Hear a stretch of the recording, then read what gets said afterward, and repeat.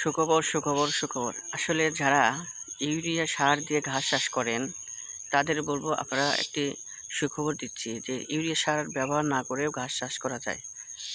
আমরা শুধু গোবর দিয়ে দেখেন, এই যে গোবর, শুধু গোবর দিয়ে আমরা ঘাস চাষ করি।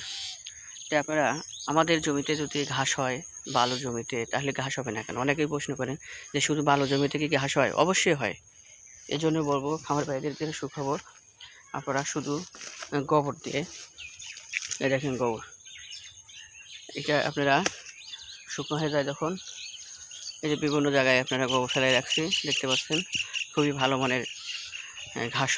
এই ঘাস খাওয়ালে গরু আপনার পাতলা ব্যাকরণ করে না, কোনো রকম ইউরিয়া বিষটা হয় না, এবং অনেক সুন্দর ঘাস।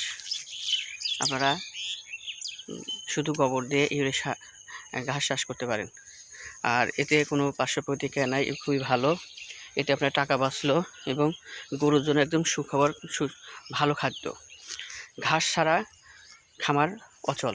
এই জন্য বলবো আপনারা অবশ্যই জমিতে ঘাস চাষ করুন এবং ইউরিয়া সার ব্যবহার কম করে আপনারা জমিতে গোবর সার দিয়ে ঘাস চাষ করতে পারেন। গোবর শুকনো রাখবেন এবং জমিতে জায়গায় জায়গায় আপনারা যে জায়গা ফাঁকা আছে ওই জায়গায় ফেলে রাখলেন, শুকনো হয়ে গেলো, তারপরে আবার ছিটিয়ে দিলেন, তারপরে কদিন পরে ছিটিয়ে দিয়ে আপনি পানি দিলেন, মোটরের পানি দিবেন, দেখবেন যে খুবই ভালো ঘাস হচ্ছে।